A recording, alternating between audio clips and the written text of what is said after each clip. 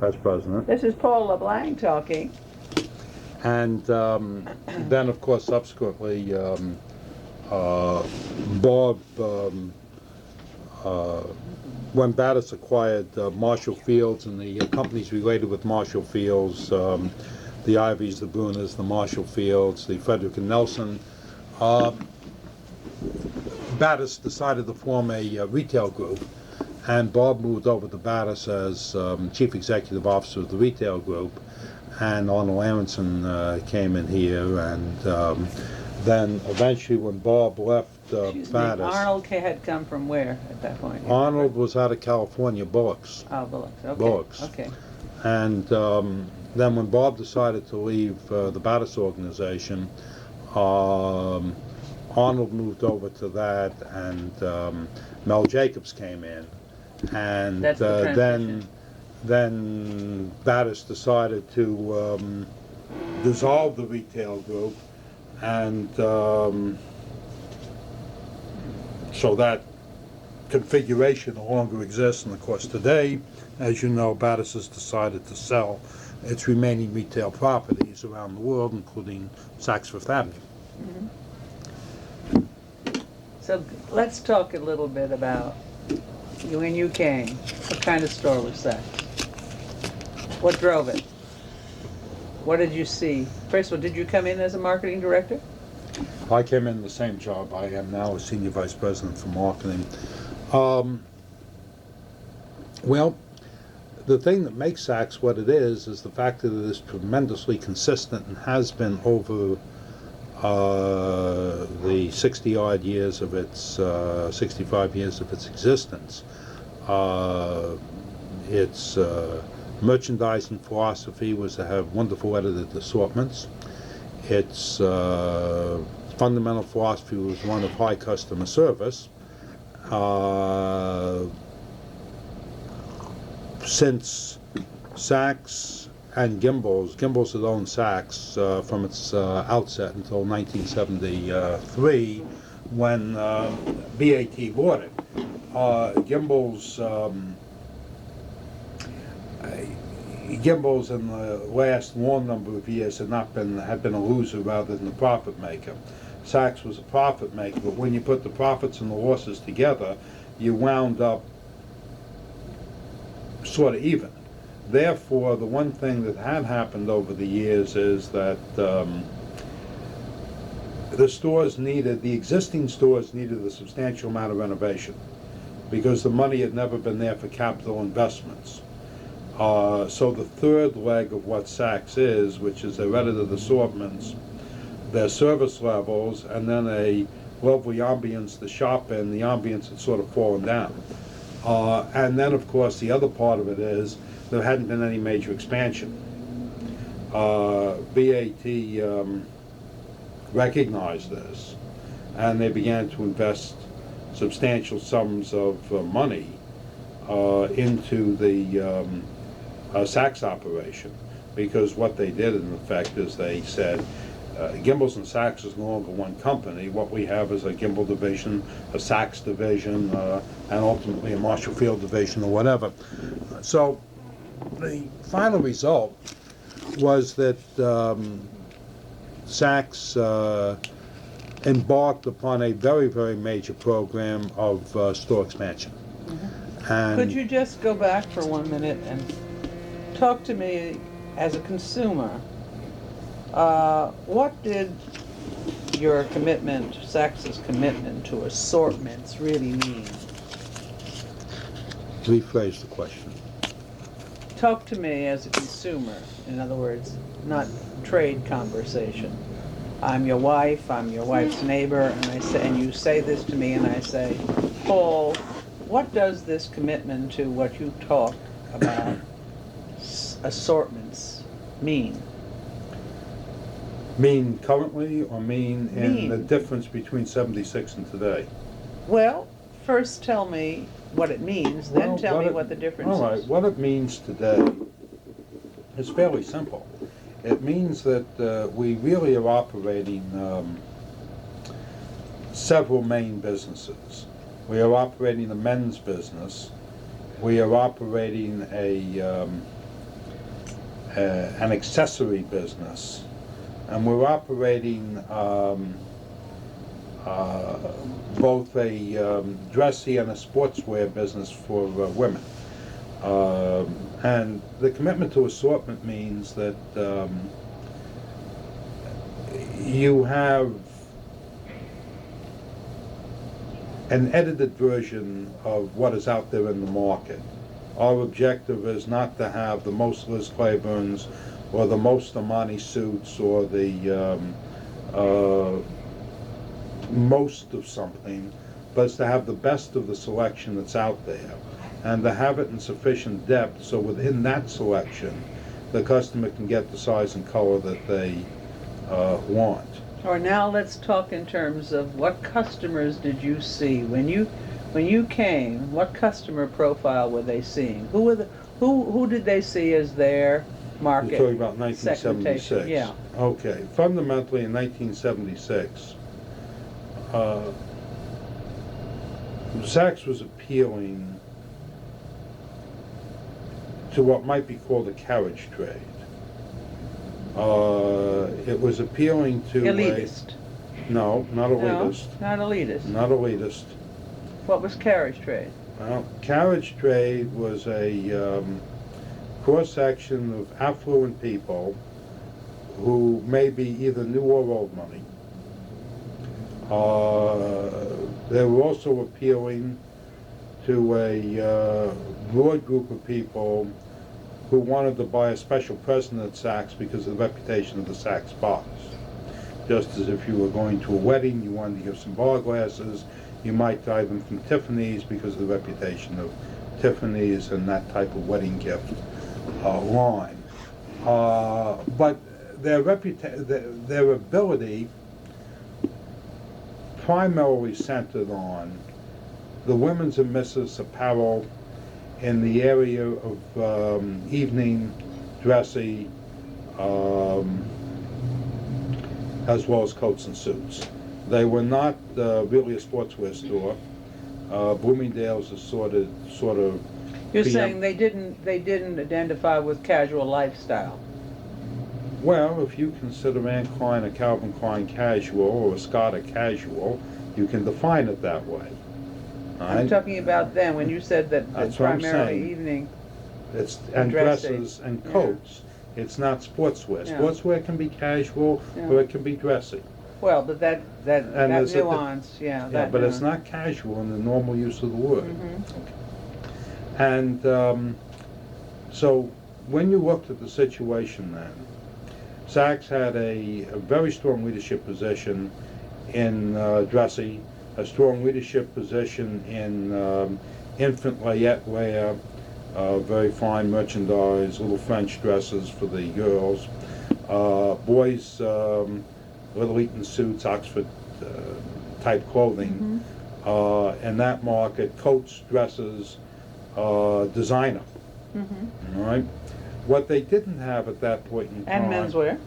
No, I'm getting to menswear. We'll get to menswear. Right. Okay. All right. What they didn't have at that time was any real assortments into what was a growing area of American sportswear. They had the big designers like the Anne Kleins and the Fogartys of the day, or the Mary McCardles or whatnot, but they really did not have the broader sportswear assortments. And the first thing to do was to begin to service the customers that were already owned with clothing that fit more parts of their lifestyle. They're more casual in that sense. In more informal living. It's a better word than casual. Informal living, yeah.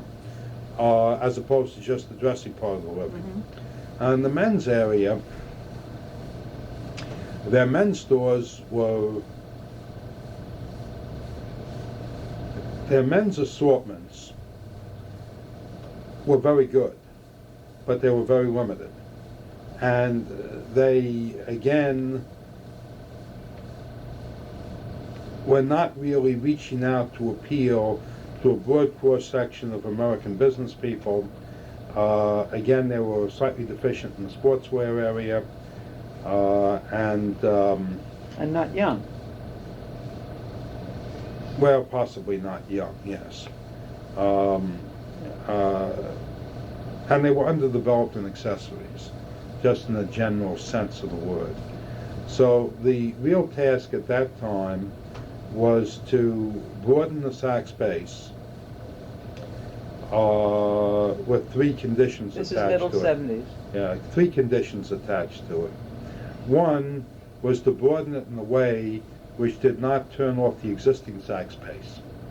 Condition number two was to broaden it in a way that the quality of what was added was no less than the quality of what we carried, so that you still wanted to sell the best of the best at whatever price point it was. But you were moving across other selections of merchandise. And you wanted to retain the consistency of the quality of the Saks Fifth Avenue merchandise. And then finally, you were going to broaden the base in two different ways. One was to attract new customers to Saks, and the other was part of a slogan that we developed at that time and which put us into television at that time, and that was, "We are all the things you are." And that concept simply said, all right, you now buy from us your evening dress, but that isn't all you are. You may be out in the garden with your blue jeans, or you may be at the country club dance, or you may be shopping or having lunch with the ladies, and you may be going to the PTA meeting, and you wear other clothing besides evening clothing or dressy clothing. And therefore, we are all the things you are, an indication that we have assortments that you can buy from that will serve your many lifestyle needs. Mm-hmm. What else do you want? I remember that. I remember Okay. that program, and I remember, and what you're saying that was that was a very that was a strategy, not only to begin to expose a larger share of the market to Saks, but to also build a base for going cross country. No, we were across country. How many stores did you have then? I think we had 35 stores Then. and now we have 46. All right, so then 47. in other words, between 76 and now, you only added about 10 or 12 stores. Well, but actually, see, we added close to 20 stores, or 22, because what you must realize is the other, you asked me about the merchandise issue. Yeah. I haven't gotten to the other issues that All were right, involved. all right. Okay, but we'll try to answer your question All a little bit differently. All right. Anything else on the merchandise issue? Because Well, like any other marketing thing, everything has to come together. The marketing is a philosophy of business, and unless all elements of the business, from distribution to personnel to advertising to physical plant, all project the same message, you confuse the customer. Right. So the merchandise thing was the overriding message. The merchandise thing was being driven by Suzlow at that point. Bob drove the merchandise thing. Right, and you at that point, you had, in addition, you had a woman here. In addition, didn't you? Well, Doris Shaw was here. Doris Shaw. Doris Shaw was here right. for how long? Good 5 years, wasn't it? Good 5 years. What Bob Sussler wanted to do is he wanted to structure a marketing department with a marketing director and a sales promotion and a public relations director, and in those days the display director, who was Bob Benzio at that time. Wonderful. It was Callahan actually at that It was time. Callahan, and then yeah, Bob was yeah. replaced him shortly thereafter. Great Callahan. Henry Callahan, yeah. Great Anyway, wonders. see, you make me remember. But I haven't forgotten. I know. He's someone we should remember. That's right. Henry is good, and he did an awful lot of He's work dead. with the Philadelphia costume Yeah. museum. Anyway, that's another story too.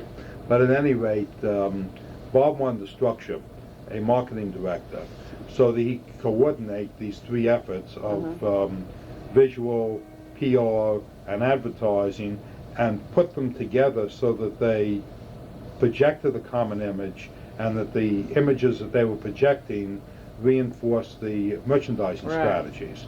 Because the key to marketing is to take scarce marketing dollars and put them behind the merchandising strategy. Well, at any rate, Dallas decided that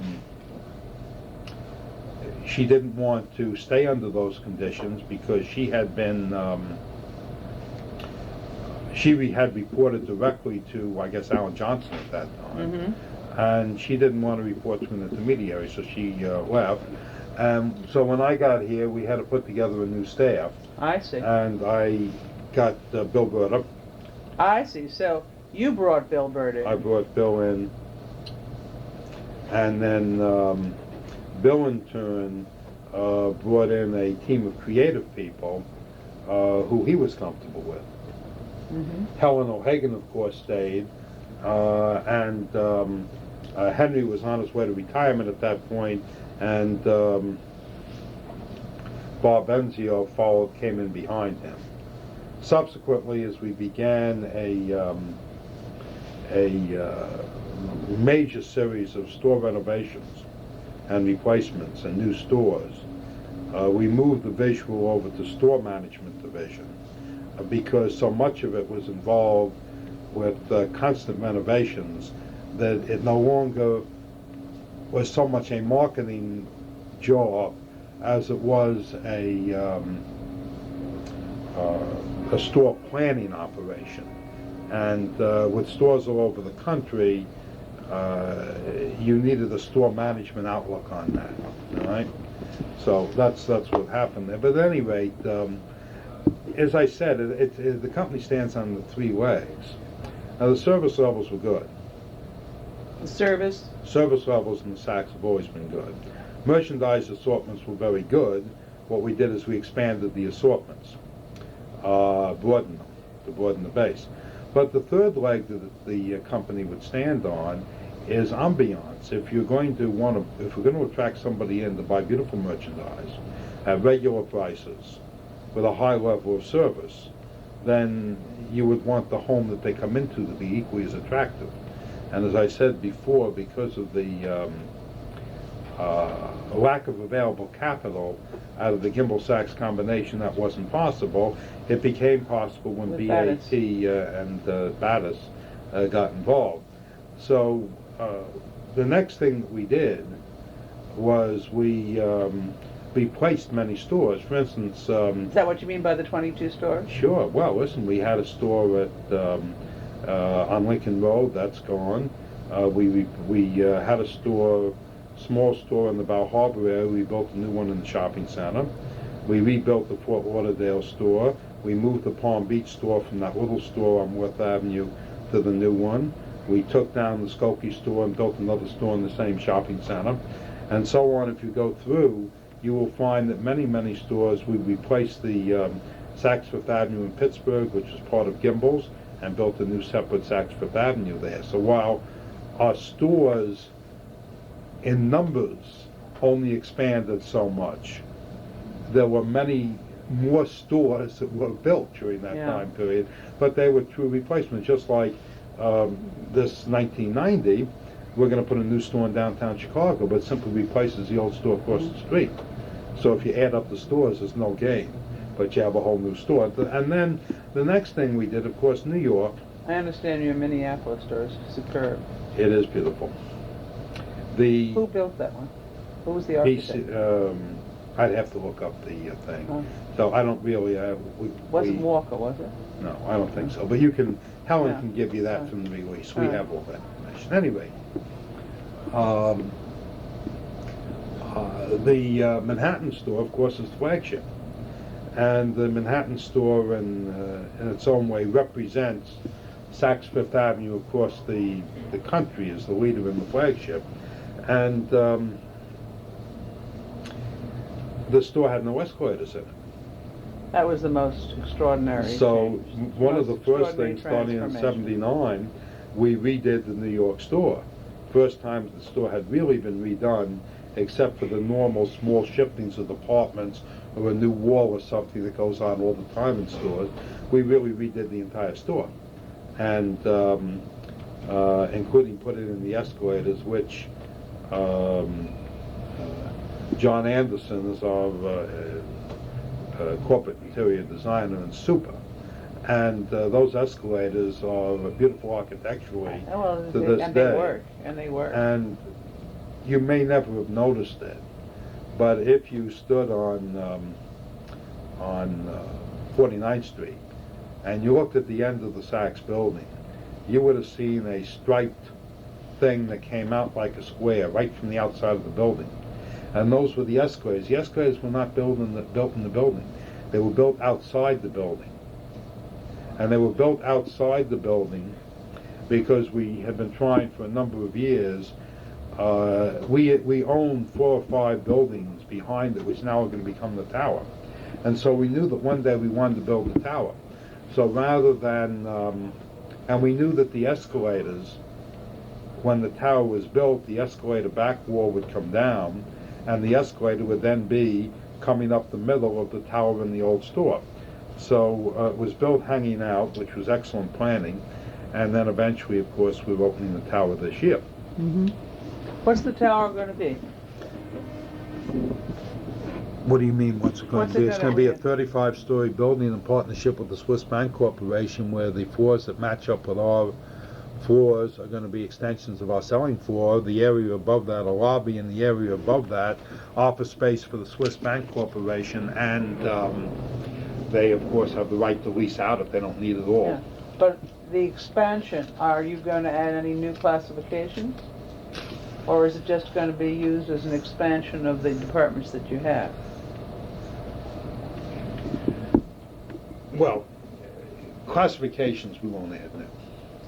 It will be an expansion. There'll be You won't more. expand the home area? No, the home area will not be expanded, basically, but we'll have a restaurant there, and we'll have a beautiful beauty salon, and we're relayering the entire store. And if you get back in touch with Helen O'Hagan next week, we're just now in the process of completing the press release, which will outline it for the press, and Helen's release will give you detailed information. Okay. We have to call and get that, honey. So do it that way. Yeah. Right. You'll get more accurate information from me on it, because we've been working on it. Paul, tell me, I know how close you have been to the development of the folio operation. The expansion of access to Saks Fifth Avenue. Let me put it another way. One of the things that I think I understand now is that not only did you follow your customer across country as America became more mobile, and as Saks Fifth Avenue and its taste and its value base in terms of product was understood by more people, you followed those customers wherever they went. But you also led the country in making everyone understand that America was ready for Saks Fifth Avenue as well. But you did something in addition that was most spectacular, as I remember you're telling it to me in another context. You evolved Folio as a most unique direct marketing effort. And would you define your strategy for that? All right. Credit for the real concept of a folio for a department store goes to Neiman Marcus, because they had started a while before us with their wonderful catalogs with the opening his and her gift routine. And Neiman's, which only had a single store in Texas, developed their catalog to make them into a national institution, which was a wonderful idea. Meanwhile, Saks Fifth Avenue started their folio in 1972 at Christmas time, which was 4 years before I got here. And 1972? 72 Christmas. And by the time I got here, they really had about 4 folios a year. A Christmas folio, a couple of sale folios, which included white goods, and one other folio, all right? And the operation was very small, marginally profitable, and the company was ready to throw it out the window. And the folio operation reported to a gentleman by the name of Emil Moose, wonderful gentleman, who did that along with a lot of other operating things. One of the things Susco said to me in '77, about 6 months after I was here, he discussed folio with me and said we ought to get rid of it. And I said, no, I don't think so, because the whole direct marketing business is going to explode. And I gave him a number of reasons for that, which I'll get into with you in a few minutes. And he said, okay, then do something with it. You don't want to get rid of it. Show me that it's worthwhile, because it takes an awful lot of effort. And the volume is relatively insignificant to our total volume. The profits are insignificant to our total profits. And it's pain. So if you think it's great, show me. So what we did is we developed a folio on a 5-year plan, which hit the plan, slightly exceeded the plan, both in volume and number of customers. And today it became a very important thing. And what we actually did is we did the same thing with the folio the one would do with the merchandise base. We segmented the folio so that we had a children's folio and men's folio and cruise folio and Christmas folio and gift folios and sale folios, and eventually we, as we stand today, we've got some 35 to 40 folios a year. And what we did is we went on a customer acquisition program. And folio has become a very, very important part of Saks Fifth Avenue in terms of generating sales volume and in terms of exposing our merchandise across the country. What percentage of your volume now is direct marketing? We do not give that information out. At any rate, the reasons for it were fairly simple. We were sitting at the point of the explosion of women in the workforce. And that creates more household income, but it also creates time poverty, less time. So the folio is a very convenient way to shop, because you can shop at your desk, you can shop at your bed at midnight, you have a 800 number 24 hours a day, and so it became a convenience, number one. Number two, stores take time to shop in, because you've got to go from department to department to find and put things together. What you do with a folio is like what you do with a boutique. The boutique should read a story to the customer about its merchandise content. What you do with a folio when you focus it is you create a boutique in home for the customer. Here is a wonderful assortment of children's things. Here's a wonderful assortment of Christmas things. Here's a great group of sheets, towels, pillowcases, etc. to order from for your home. Here is a wonderful assortment of men's things to buy. And so you're focusing on your editing. You focus on your editing. The editing instead of the Sears Roebuck approach, which was in vogue at that time, which was a little bit of everything. And what we did is we used the segmentation technique. And basically what most people don't seem to realize is that the folio is simply another channel of distribution.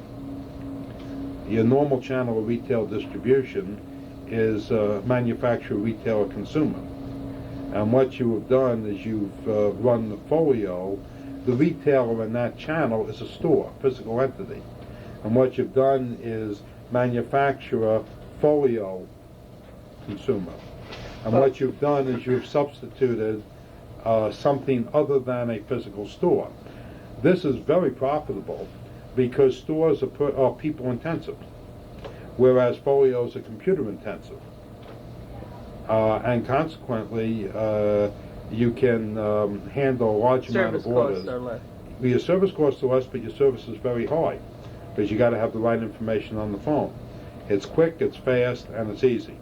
And for many, many products, this is what the customer wants, hence the tremendous growth of the mail order industry across the country.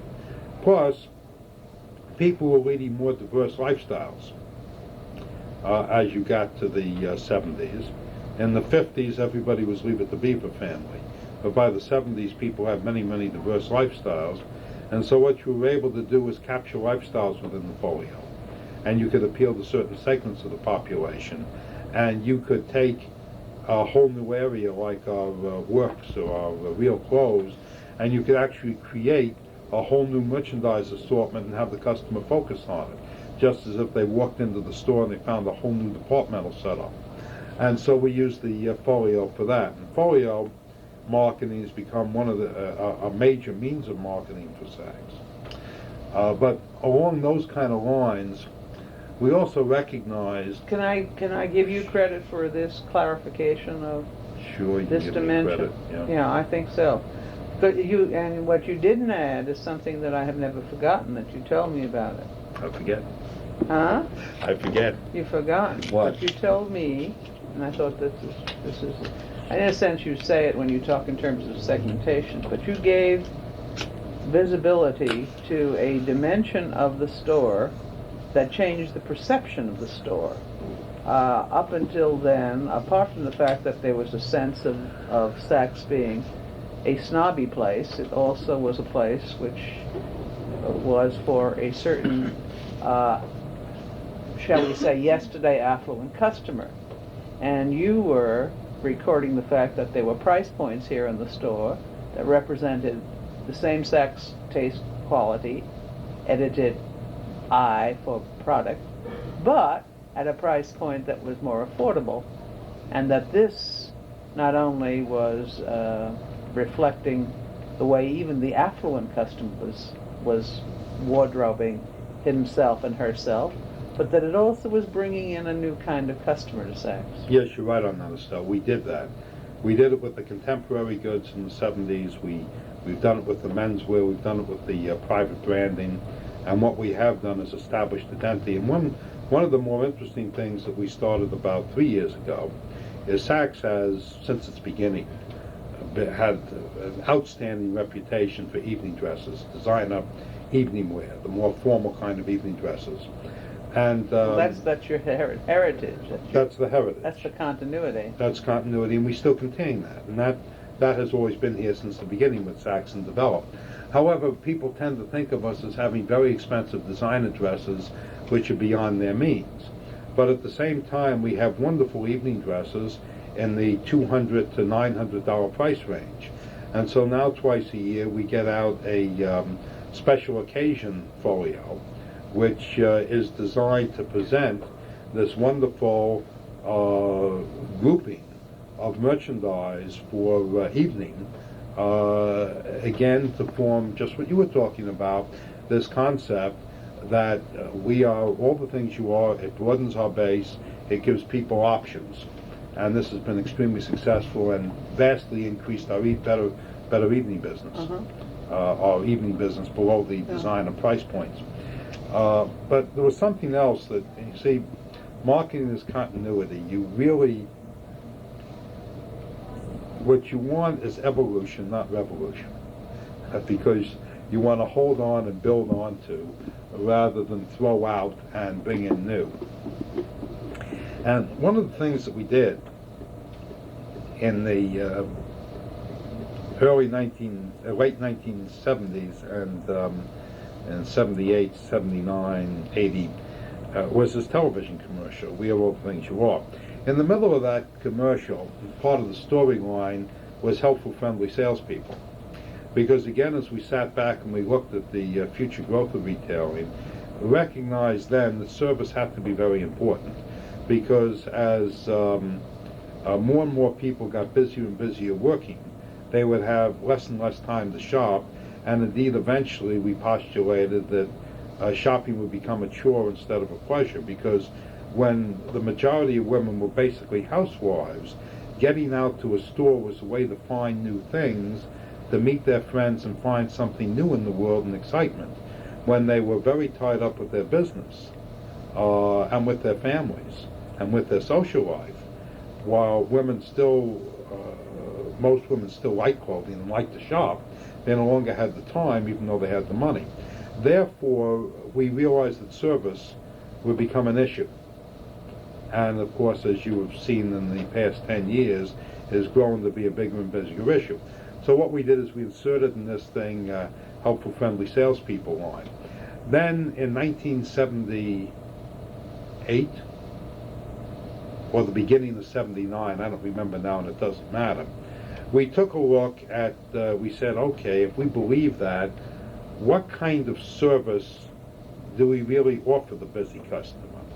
Well, we found that we had salespeople with client books who took care of customers, and we had in New York a international shopping service that really was a personal shopping service with some people that spoke a few foreign languages, and if you wanted a personal shopper, you could have a personal shopper, but there was no sense of organization to that.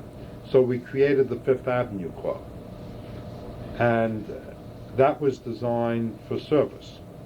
And I can see from the smile that you're familiar with. Since then, we have added to it many, many other services. That's an and we explosive expanded idea. it. Again, Explosive idea. what we did, and again, I'll come back in a second. Let me continue on this. What we did is we created this in New York, set it up with its separate fitting rooms, convinced the management that they needed the right people for this, because these just were not salespeople.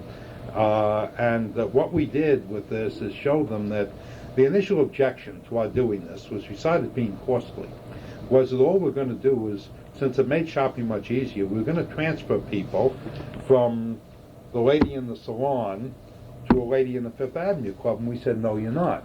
Said, your idea of share a market is wrong.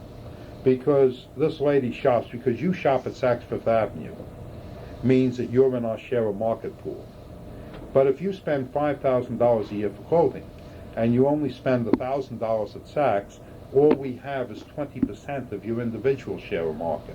And the Fifth Avenue clubs were designed really to make life so easy for the customer that they would give us more and more of their dollars, not to get them to spend more money in total than they had previously. And so today we have an executive shopping service and a personal shopping service and an international service and an ambassador service, and you can find them all. There's about 7 of them. And again, we started that here, and then we expanded it out to about 7 or 8 or 9 stores. And I ran that operation. At this point, the company was convinced, and they said, let's get it into all the stores. So again, at this point, we passed that off to store management, because when you're going to have what is really a selling service in 40-yard stores, you can't manage it this way. It's the ultimate management's got to be by the store manager and by the store management group. And so we took the corporate director of the Fifth Avenue clubs and had to report to store management. And that's Fifth Avenue. It's called Fifth Avenue Club Cross Country. It is. It has. There are 7 or 8 different services. Not all services are in all markets. For instance, one of the services is a Convention Visitors Bureau service. Well, not all cities have major convention centers. So in those where there is one, like New Orleans or Las Vegas or New York, you have San Francisco, you have that. Whereas in other places like White Plains, you obviously wouldn't need it because there isn't any such service. So what we did is we packaged these services together, and now it's in all of our stores. So again, it's a question of developing, and the same thing with Folio. Folio eventually got to be so big that we had to move it from 15th Street up to Yonkers to our distribution center, and we were shipping out so many packages and had so many phone calls, we gave the operations department to the operations area. We hired a senior vice president for merchandising, who today is Alan Demain, and put him in charge of the merchandising on it, and I retained the marketing ends of it, which is the development of more customers and the creation of the books. So what we try to do is we try to develop concepts for the company, and then we place them in the proper areas. One of the things that makes Saks Fifth Avenue work is that the people here work as a team, much more than in any store I've ever seen, so that what you have is not territorial squabbling of that's my department, you can't touch it, to a thing that the people understand that marketing is supposed to be a business. And what happens is you do things the right way, and you put together the right combination of your management team to make them work at their maximum efficiency. Paul, looking to the 90s and knowing what's going on in the retailing field, and having had the historical experience that you've had in retailing, what do you see ahead for Saks Fifth Avenue, particularly knowing that Battis is pulling out, and that if you may not become management owned, or there may be a new super daddy, but forgetting all of that, if you had your druthers, what would Saks Fifth Avenue represent in the 90s? Well, I don't think it would change very much, Estelle. I think it has to represent quality. It has to represent value, which, as you know, is a subjective issue, and it's not a price issue. Quality is an amorphous thing. Yes, quality is an amorphous thing, but Stanley Marcus once said it very well in one of his books. He said, look, the Bic pen is terrific quality for that price. It's the best that there is. And Sara Lee cheesecakes are the best Sara Lee cakes, rather, the best cakes you can buy for that price. Yes, you can buy a cake that's 10 times as much, but what your objective really should be is that the assortment that you carry should be the very best. And if we decide that we want to sell men's underwear or men's socks, it should be the best men's socks and underwear available. And it should be, in what all those categories are, it should represent top quality and not the opportunism. Who's going to be the keeper of the quality criteria? Keeper of the quality criteria really has to be, when everything is said and done, the chief executive officer of a company leads it and gives it direction. And you have to have... So that's Mel Jacobs. It's Mel Jacobs, but it could have been Adam Gimbel. And 10 years from now, it won't be Mel Jacobs, it'll be somebody else. He'll be retired. Well, I mean, and know, 10 years after that, there'll be somebody else. You know, we're calling this one store makes a difference. Right. The award is for one store that makes a difference. Yep. So if we're thinking of the fact that the 90s are going to be a most unusual decade, not just because we're on the cusp of the 21st century and everybody is conscious of the fact that we'll be there. The year 2000 is within our grasp and in our vision. What can Saks Fifth Avenue be from here on in? Well, what I'm trying to say to you, Estelle, is that you're going to, retailing doesn't, to me, work as a wheel, but it works more as a spiral. And what you have is a lot of things going in and out, from the Corvettes of the world, of the discount people, to guys, to hypermarts, to specialty stores, such as Banana Republic, that come and go and change. What you have to do is you have to consistently over time represent something. If you don't stand for something, you fall for everything. All right, what does Saks stand for? Saks stands for the best edited assortments with a high level of service and a lovely place to buy them, so that when you walk in here and you see something at Saks, you know it's fashion right. It's not a gimmick, like a pet rock or a hula hoop, or today's latest t-shirt craze, or the see-through bikini. It represents good, solid fashion. It represents value. We're not selling a piece of junk. We're selling something that is worth what you're paying for it.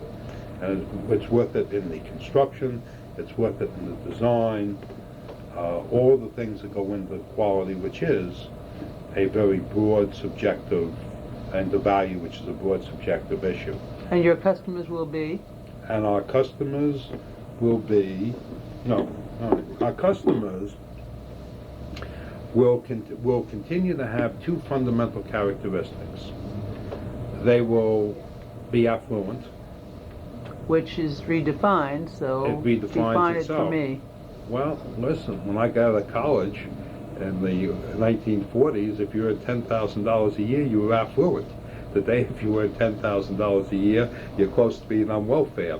Affluence changes with the times, but it is whatever is affluent at that particular time in terms of salary. You can't say what an income is to make one affluent, because it constantly varies as prices vary.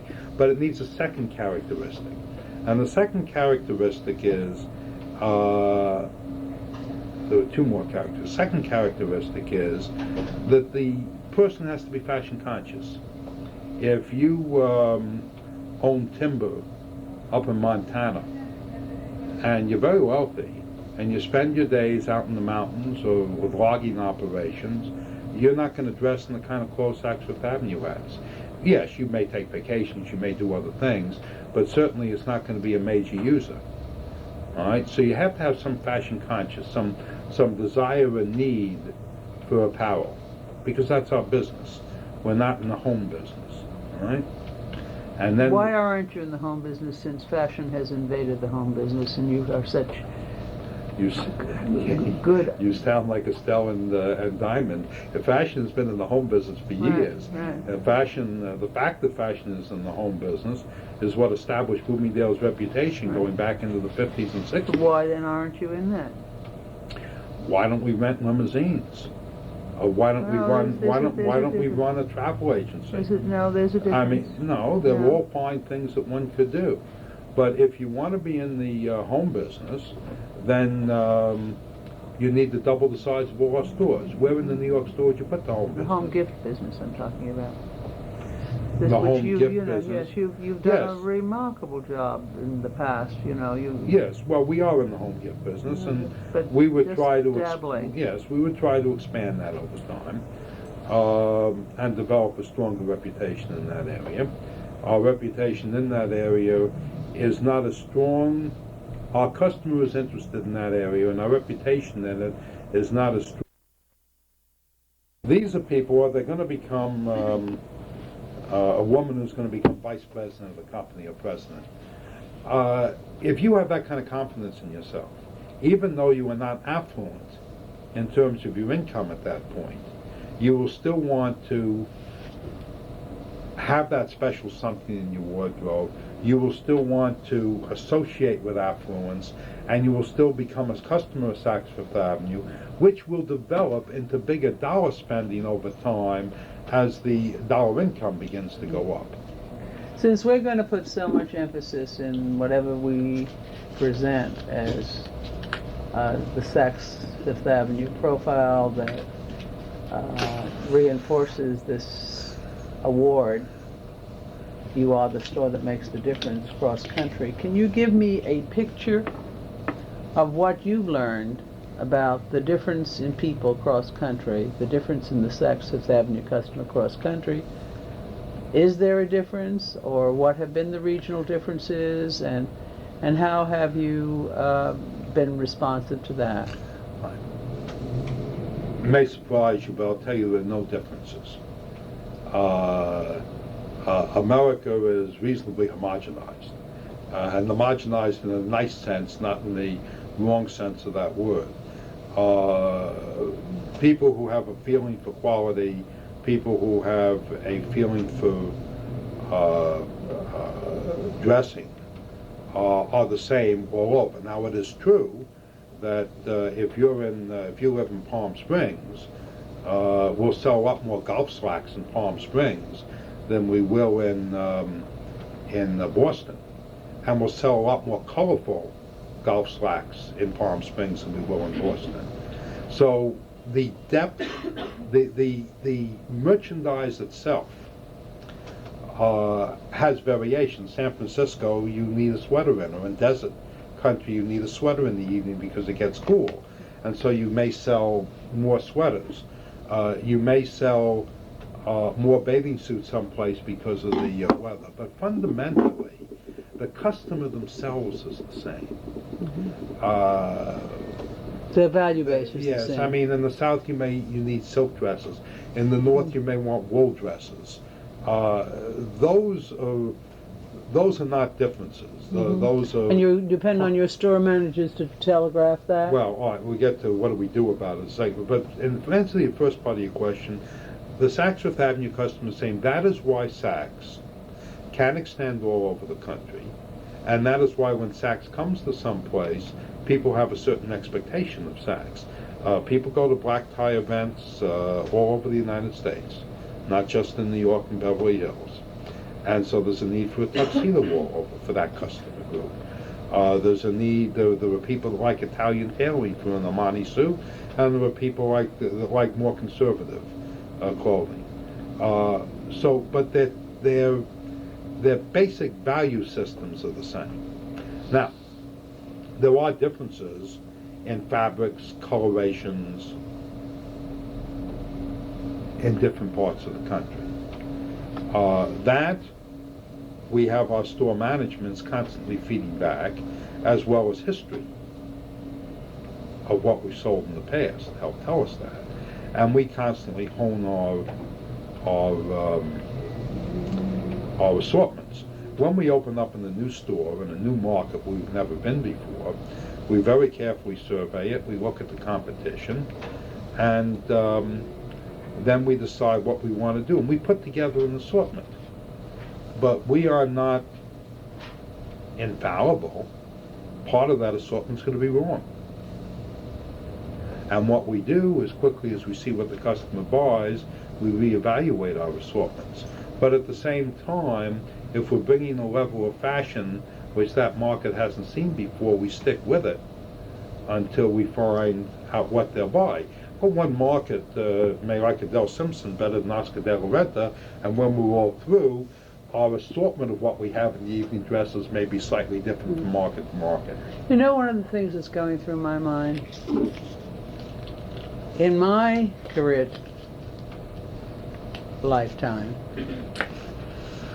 because my early experience took me cross-country representing magazines, and I identified with the quality store in each of these major cities, I came to know that there were specialty stores of the caliber of a Nanduskin in Philadelphia, and there was a need in every city. There was the equivalent of what Saks Fifth Avenue was in New York. That's correct. They have disappeared. In the main, those stores which were dominantly family-owned and probably not passed on to children or not able to sustain, for whatever reason that you probably could tell me a lot better than I can even sit here and muse about, those quality specialty operations identified with certain cities that stood for the customer that you're telling me exists out there has disappeared, or has virtually disappeared. There's been some new ones like Mrs. Jackson and wherever she is in Tulsa, but in the main, am I right in saying those stores have disappeared? Well, and that Saks is filling a need now cross-country. Have I articulated something that needs expanding? Yes and no. Those are individual entrepreneurial situations. They existed in a time when almost all stores had one store, and that one store was downtown. And there was room for a number of stores because everybody came downtown, and downtown was a locus of shopping. And it had tremendous traffic, and downtown was a shopping center. It wasn't covered, but it was a shopping center. Two things happened. Number one, people moved to the suburbs. The larger stores were able to move with the people, and if you were a local store like a Marshall Field, you'd have a lot of stores surrounding it, or in the old days, Macy's would have a lot of stores in the New York market. And what happened is that local entrepreneurial operator couldn't be all over, couldn't handle that. So eventually they began, in some instances, to die on the vine. Some people like Martha would go down to Bal Harbor or to a few other places around the country, but there was no way that that kind of a store could expand throughout all the shopping centers in America the way the Limited or a Casual Corner or a Chess King or somebody else could expand. So to an extent, that's one issue. The second issue is there was an attrition because they didn't have the economics to move. and the children may not have been as sensitive, but there was a second yeah. reason, okay? The world used to be more like France, where you buy your bread in the bread shop, and you buy your meat in the meat shop, and you buy your poultry and your cheese someplace else, and you used to go to the corset shop, and you used to go to the lingerie shop, and you used to go to the dress shop, and you used to go to the department store for some commodities, and you don't have the time for that anymore. You see, the small specialty shops, if you want one thing. No, I'm talking about that specialty shop being the equivalent of your Fifth Avenue No, service. but it isn't, because our store sells men's, it sells accessories, it sells sportswear, it sells the dress, the evening dress, it sells the christening dress, and it sells the infant stuff. The answer simply is that if you wanted to go to the baby specialty shop and to the foundation specialty shop and to the evening dress specialty shop and to the home specialty shop, what happens is you no longer have the time. You're too busy. It's time poverty. So not only is there a problem in the distribution of the affluent customer and where they shop, in the second level, the primary entrepreneur, and then the second or the third level down that loses interest. But there is also the thing is that even if all those shops are available, who has the time? Yeah, well, I guess I wasn't thinking about those kinds of small mama and papa shops.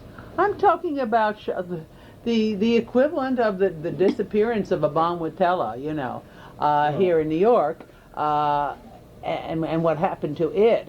The point is, across country there were stores like Bonwitella and Saks Fifth I'll Avenue. address that. And yeah, America is overstored. We must remember that what you had was a baby boom, and that baby boom generation is still floating through the economy. In the 1960s, you don't trust anybody over 30. Today it's hard to find anybody under 30 because the average age is now about 33. So as this baby boom grew and became teenagers with the paraphernalia shops, as they became young adults and as they're now reaching into their middle years, what has happened is that American retailing kept building stores. And eventually you got to the point where there were more shopping centers with more stores than the population of the United States. Well, when you get to a point of oversaturation, obviously not everybody can succeed. And what simply happened is that the stronger ones succeeded and the weaker ones went. the Darwinian theory. That's all. And right, what you have is positioning, and they dropped off the positioning ladder. Overstored, and the customer is And somebody wins. overboard. Well, it's not overboard. What The happened? customer is overboard too. She has Well, more clothes than she has closets. That may be, but what basically happens is that you've moved into an era where the secret of success is to gain market share. And to gain market share in an oversaturated situation, the only way you can do that is to take it away from somebody else. And as the bigger take it away from somebody else, or the better, then the people it's being taken away from no longer are economically viable. And so you get to a Gimbel's. Did you need Gimbel's in New York? Well, No. And the answer is it went, because it had no need. But you have given me, and I'd like to close on this. If those stores have disappeared,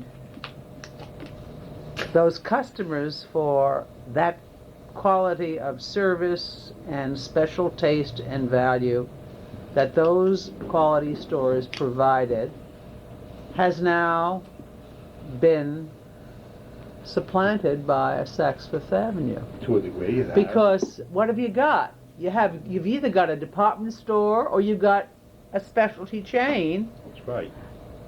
and in the volume category of a limited, even if it has got Victoria's Secret. So Saks Fifth Avenue is really an anomaly now. Saks Fifth Avenue has replaced. It's replaced the missing piece in all of these cities. Partially. Even Neiman's hasn't done that. No, but Neiman's is also replacing, because there are a lot of places in that way. You know, just realize that Neiman's used to only be in Dallas, Texas. I know. And now they're in a lot of places. But they have not transplanted as well as you have. No, nor has I. Magnin. Well, But Macy's may change that. Macy's may change it, but you do have stores like Magnon's and Neiman's, as well as Saks. But So Saks we're has not done it. alone. Saks We have has done it done it. Saks successfully. has done it. We have done it successfully. Saks has done it. And the Well- reason I'm pushing on this is because I really think this is an opportunity for us to say something. One other They're thing. very historically important in terms of retailing. And I don't Sure. think people have really, we know that Saks is cross-country, but the social change that has occurred, along with the business change, the fact that Saks has been able to move cross-country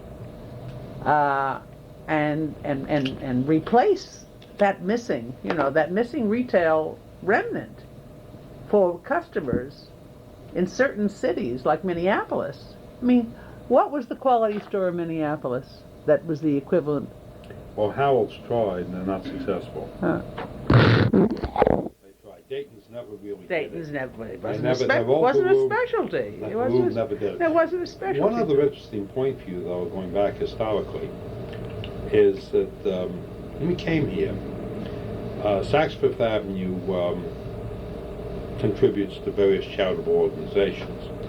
That was fundamentally controlled by Alan Johnson as the CEO, and he would sit down and he would make a decision to give to the Boy Scouts or the Metropolitan Museum of Art or whatever.